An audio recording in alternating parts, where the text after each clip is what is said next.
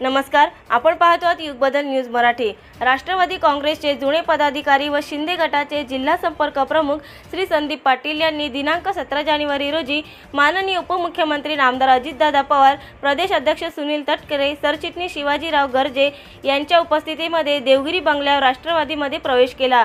अकोला जिल्ह्यात राष्ट्रवादी काँग्रेस पक्षाचे राजकीय ताकद वाढवून दाखवणार असा विश्वास त्यांनी व्यक्त केला।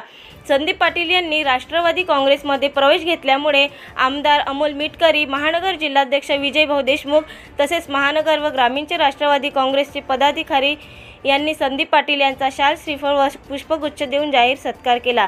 यावेळी राष्ट्रवादी काँग्रेस पार्टीचे महानगर ग्रामीणचे पदाधिकारी मोठ्या संख्येने उपस्थित होते।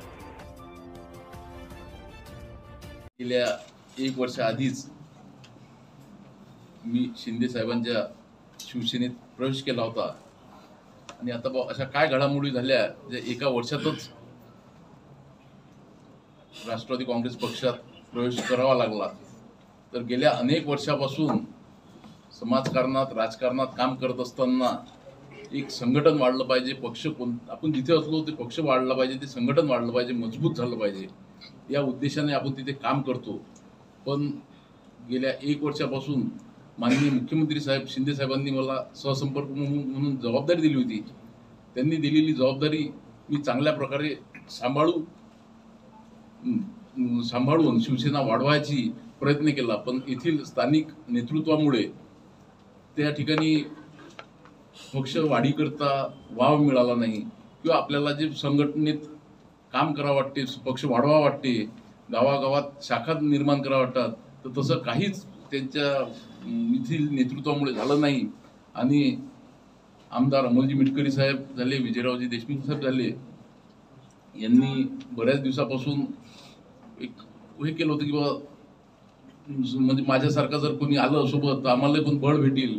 तर याच अनुषंगाने माननीय अजितदादा यांच्यासोबत पण चर्चा झाली। माननीय दादांची आधीच बऱ्याच वर्षापासून दादांच्या सोबत काम केलेलं असल्यामुळे, दादांची सुद्धा कार्यशैली माहीत असल्यामुळे दादांवर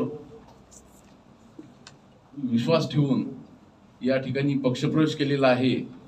कोणत्याही प्रकारचा शब्द न घेता जबाबदारी तुम्ही जे देसाल ते स्वीकारून पुढील काम करण्याचा मानस या ठिकाणी व्यक्त करतो। आणि राष्ट्रवादी काँग्रेस पक्ष जिल्ह्यात, ग्रामीण भागात, महानगरात जशी आहे तशीच ग्रामीण भागात कशी वाढेल याकरता पूर्ण प्रयत्न करू, एवढी ग्वाही देतो। नवीन अपडेट मिळविण्यासाठी चॅनलला लाईक आणि सबस्क्राईब नक्कीच करा।